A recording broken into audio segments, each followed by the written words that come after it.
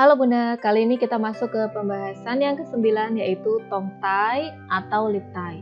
Atau tongtai adalah tali lidah, lip tie adalah tali bibir. Nah, pada video-video sebelum-sebelumnya itu banyak sekali pembahasan tentang masalah menyusui pada bayi dan menuntut kita atau menganjurkan pada kita untuk mengecek apakah ada tali lidah atau tali bibir. Nah, tali lidah dan tali bibir itu kita bahas di sini. Tali lidah atau tali bibir itu bisa disebabkan karena adanya faktor genetik atau faktor keturunan. Biasanya, jika salah satu orang tua itu memiliki riwayat tongtai atau lip tie, itu bisa jadi anaknya juga memiliki riwayat yang sama. Atau misalkan ada salah satu keluarganya, misalkan omnya atau ponakannya itu memiliki tali lidah atau tali bibir, itu biasanya ada kemungkinan bayi kita itu bisa memiliki kondisi yang sama, yaitu memiliki tongtai atau lip tie. Apakah tongtai dan lip tie ini mempengaruhi proses menyusu? Jawabannya adalah iya.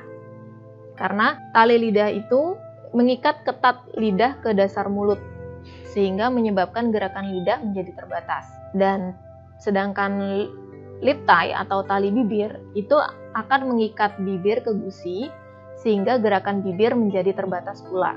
Apa keluhan yang dirasakan ibu jika bayinya memiliki tongtai atau lip tie? Keluhan pada ibu itu biasanya mengalami puting lecet, payudara bengkak, kemudian merengkel atau gerenjel-gerenjel, block nipple pore, itu adanya bintik putih di puting seperti jerawat dan rasanya sakit sekali. Lalu bisa mengalami mastitis, lalu lanjut menjadi abses payudara, dan bisa sangat kemungkinan produksi ASI-nya menurun. Lalu apa keluhan yang dirasakan oleh bayi?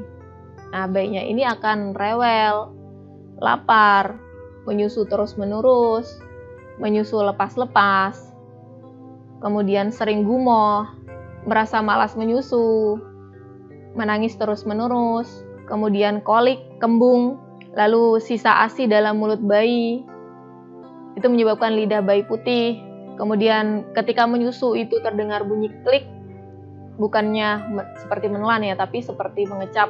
Kemudian air susu tumpah dari sudut mulut, lalu berat badan bayi turun terus, tidak naik berat badannya atau naiknya lambat, dan akhirnya bisa mengalami gagal tumbuh.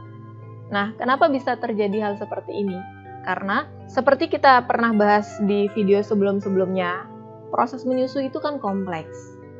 Dia melibatkan gerakan bibir dan juga melibatkan gerakan lidah. Bibir itu harusnya itu adalah ndower keluar, mulutnya membuka lebar dan bibir ndower keluar.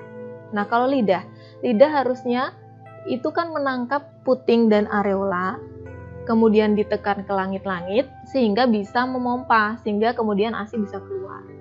Nah, jika bayi memiliki tongtai atau memiliki tali lidah itu akan mengikat ketat lidah ke dasar mulut, sehingga harusnya dia itu menekan puting dan areola ini ke langit-langit, itu bayi akan merasakan kesulitan karena tertarik oleh yang namanya tali lidah tersebut. Nah, itu menyebabkan gerakan lidah itu kan menjadi terbatas.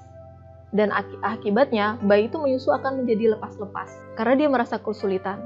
Kalaupun misalkan anggaplah bayi tidak melepas puting dan areolanya, tapi dia akhirnya solusinya dia akan menggunakan gusi untuk menggigit atau mencakupnya supaya tidak lepas. Nah, itu rasanya gesekan gusi itu ke puting itu rasanya seperti tergigit atau tergesek, dan itu rasanya sakit. Nah, begitu juga dengan adanya tali bibir. Bibir itu kan harusnya ndower keluar.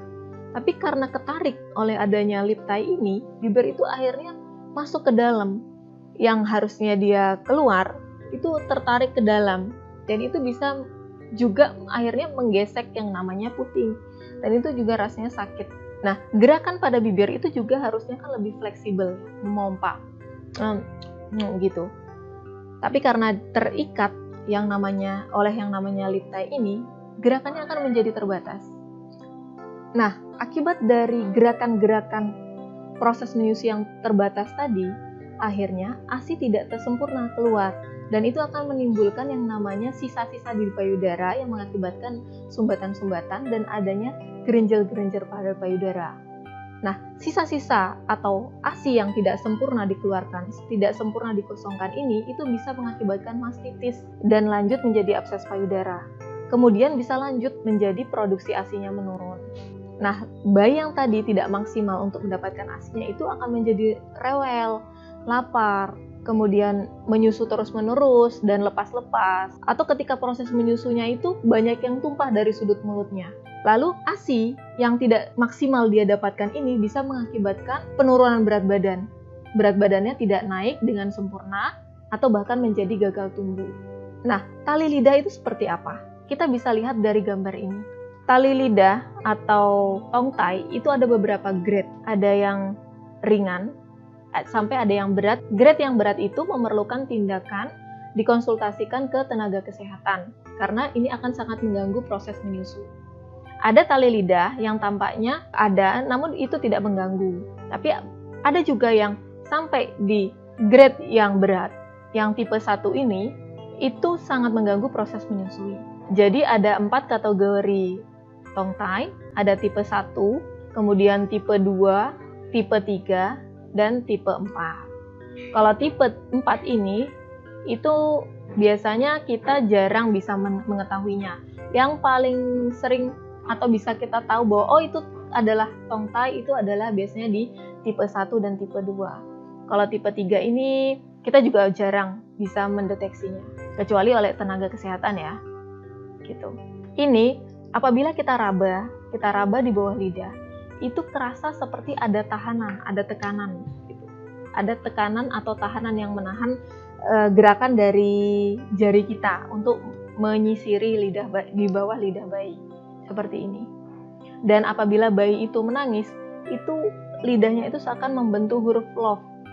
Jadi ketika bayi menangis atau berteriak, yang membuat dia harus membuka mulut lebar itu, lidahnya itu seperti ada yang menarik atau menahannya. Dan itu membuat lidahnya itu seperti berbentuk huruf love. Gitu ciri-cirinya. Nah, kalau tali bibir itu juga sama. Ada klasifikasinya. Ada tipe 1, tipe 2, tipe 3, dan tipe 4. Semakin dia mengikat sampai gusi, itu klasifikasinya semakin berat. Jadi ciri-ciri yang normal itu yaitu tali lidahnya hampir tampak tidak ada. Begitu. Jadi apabila kita raba, kita sisir gitu ya di dalam bibir dengan gusi, itu kalau misalkan seperti ada tahanan, nah itu berarti ada yang namanya tali bibirnya. Nah, yang paling berat itu adalah di kelas 4, di grade 4 ini, itu akan menghambat gerakan bibir yang harusnya dia luas dan ketika proses menyusunya harusnya dia itu doer keluar, akan menarik bibir itu ke dalam bahkan gitu. Sehingga sulit untuk melakukan gerakan yang fleksibel atau gerakan yang luas saat proses menyusu. Pada klasifikasi grade 4 ini, itu disarankan untuk menghubungi tenaga kesehatan. Begitu. Nah, kita lanjut ke video berikutnya.